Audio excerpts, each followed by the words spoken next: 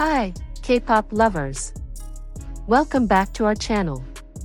Before we get into it, if you're a MONSTIEZ who loves deep dive BABYMONSTER content, please hit that like button, subscribe, and turn on the notification bell so you never miss a video like this. Because what I'm about to break down has been hiding in plain sight the whole time, and once you see it, you will never watch a Ruka moment the same way again.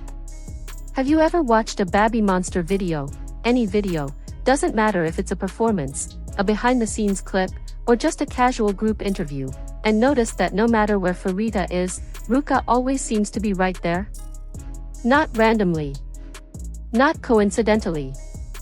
Almost like a presence that has quietly decided, I'm not letting her do this alone.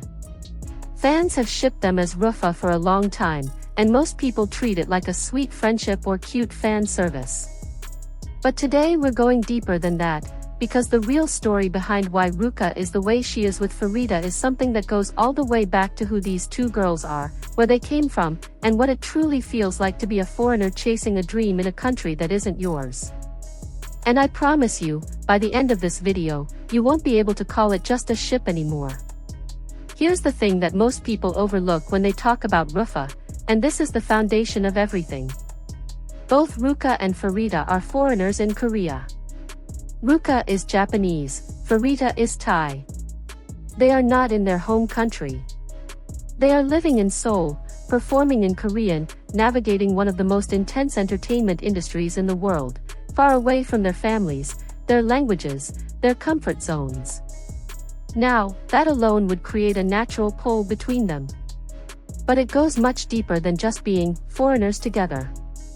Ruka joined YG Entertainment back in 2018 and spent approximately 6 years as a trainee before BABYMONSTER finally debuted as a full 7-member group on April 1, 2024. 6 years. That is 6 years of living in Korea, adapting to Korean culture, learning to navigate a world that was completely foreign to her. She knows exactly what it feels like to be a young girl far from Japan, missing home, pushing through hard days in a place where nothing feels familiar yet. She lived that experience for years, quietly, persistently, without the world watching. And that experience didn't just make her stronger. It made her aware, deeply, personally aware of what that kind of loneliness actually looks like from the inside. Now enter Pharita. Born in Bangkok, Thailand in 2005, she passed YG's audition in 2020 by defeating over 1,225 other applicants from Thailand. She moved to Korea alone, as a teenager, leaving behind her family, her life in Bangkok, everything she had ever known.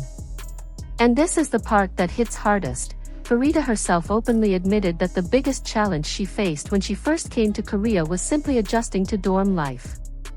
Being away from home. The unfamiliarity of it all.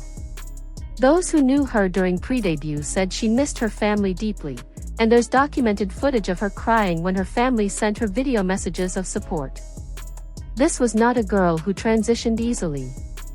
She was talented, yes, stunningly so, but she was also young and quietly struggling in the way that any teenager far from home inevitably does. And who was right there in that dorm, in the same room, every single night? Ruka. Room 1 of the BABYMONSTER dorm, Ruka and Pharita. They are roommates.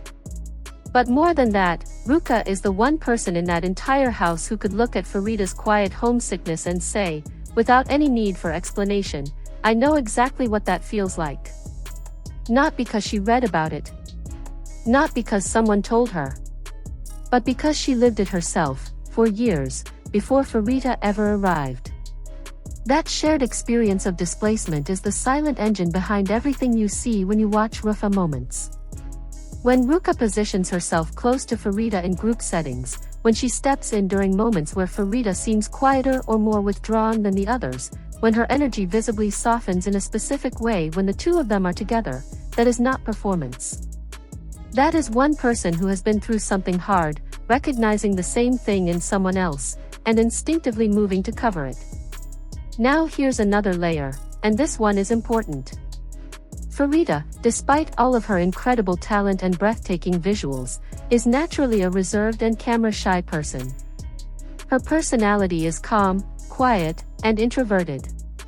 Even YG's own general producer noted during pre-debut content that it took time before Pharita began to laugh with confidence in front of the cameras.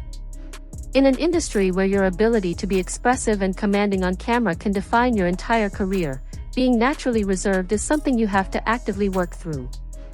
And Ruka, who has been performing since she was a child, who carries herself with a stage confidence that media described as polished beyond what you'd expect from a newcomer, has exactly what Pharita was still building. So what does someone like Ruka naturally do when she sees someone younger and talented but still finding her footing? She becomes a wall. A quiet, steady, unspoken presence that says, "I've got you. You don't have to figure this out by yourself." And this is the piece that makes the whole Ruka dynamic so layered and so genuinely moving, because none of this was assigned.